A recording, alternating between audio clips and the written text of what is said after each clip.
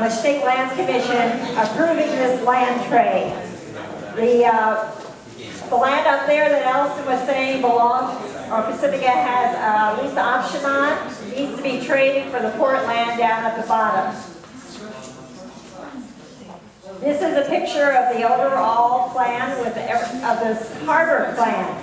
This is one of the alternatives. This is the alternative that was favored by the CAC. And in this plan, the signature part is where Gaylord is now, right there. And the hotel is here. The problem is Gaylord refuses to be here, and that's why it has been changed. Well, different thing about that. Oh wait, I went back. Sorry. The harbor. This is what Ralph Hicks said. The park is the main attraction, aesthetically pleasing. Hotels would take 15 plus years to develop. What he's saying is, without Gaylord, to try to attract some hotel to come to that other spot would probably take 15 years. So the financial viability would be uncertain. And the EIR says there are more impacts to the Sweetwater District, which is probably debatable, but that would be. And this is the Sweetwater plan, which is the one that's the preferred plan, which Allison already explained to you. This is a view from Bayfront Park that is in the EIR of the Gaylord building, and actually the whole thing is the Gaylord and its convention center. And this is a view from the Nature Center, which includes the residential over there and Gaylord, and actually this is residential too. And again, like Leslie said, this is just massing. It doesn't show any architecture. And these are what Ralph was saying are the advantages. Gaylord brings 70 to 80% occupancy first day. 1 billion rooms pre-sold. Oh, at that time they were thinking of opening in 2008 because this presentation was done in 2007.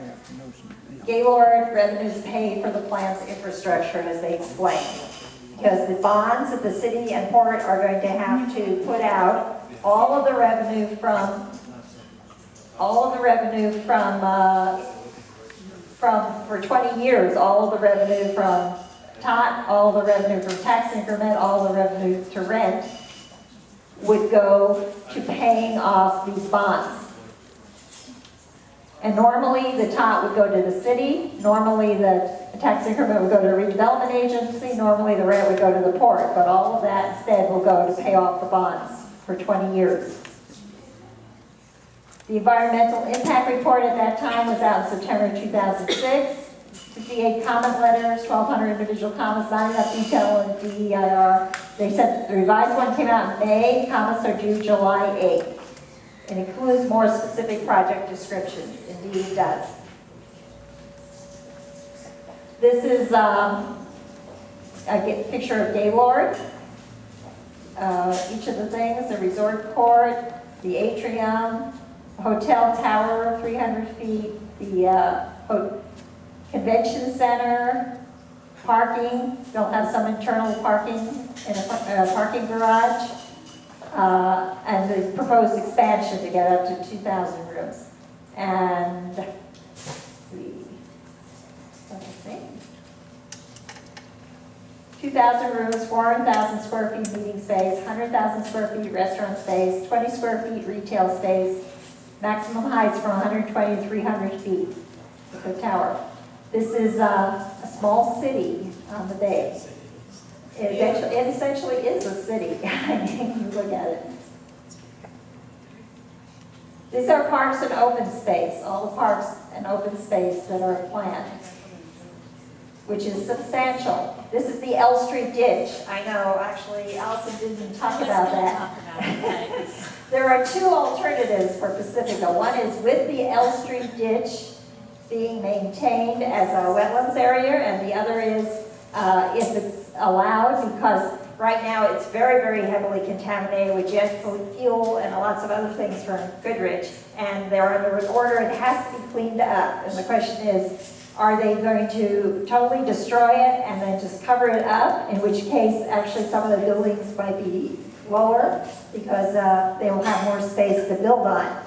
Or are they going to require that it be maintained as a wetland? So there are two alternatives there. Now, if the power plant goes away in 2010, which the ISO sent us a letter is a possibility, then the RV park will move over here, and the rest of this will be parkland. These white areas here will be what they call industrial parks, which could mean anything. They could mean more hotels, or they could mean actual industrial development, or offices. I'm sorry, what? No, not parks. These are going to be in the Port Master Plan as industrial parks. The RV park is going to be here. 12,000 linear feet of promenade all along the edge. That's along here, as you'll be able to, there'll be walking trails and also bicycle trails all the way around. Parks and open space. This is the residential. It shows the different heights of the different buildings. And I guess this is with the L Street ditch, right? Because it's 220 feet? Correct. Yeah. This is some information about the power plant replacement. The replacement actually has been killed. There's not going to be a replacement. Den Energy can't build another one there. The SDG&E is going to relocate the switchyard further south, and they also are going to underground all those big transmission towers along the bayfront. That has been agreed, and they are in the process actually of doing that. The RMR status, which means must-run status, is uncertain for the existing power plant. The ISO did send us a letter, though, that said that it can be removed in 2010 if two of these things happen. Otay Mesa comes online, and it's already being built, so that's going to happen. And then the other two, either the Sunrise Power Link is built, or the two peakers that have been permitted, one in North San Diego County and one in South Orange County, are approved and are built. There's a problem with both of those peakers, so we don't know what's going to happen with the power plant. This is a summary of the residential, 1,500 units in the Harbor District, a range in different heights, as Allison said, and no residential anymore in the Otay District. This is from the EIR, a picture of the massing of the residential. Did you show that slide? I don't remember. No. Oh, and here we go. This is a flyover.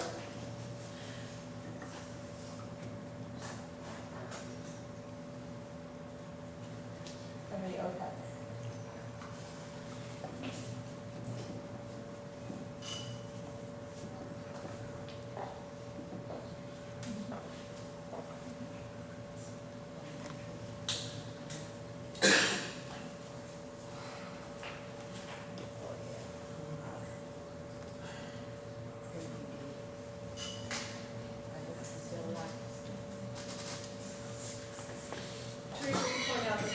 Configuration is probably dramatically different in this flyover than it is. Well, this hotel configuration was what they had in 2006. I couldn't change that to the existing one.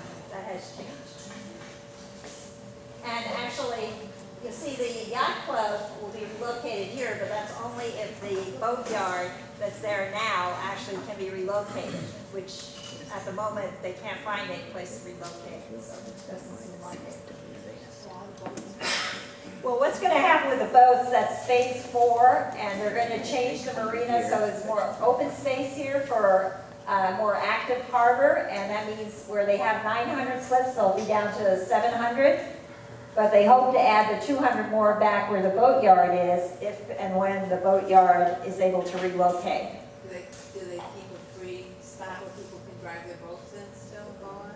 That's what they want to do now. They don't have that now because they have 900.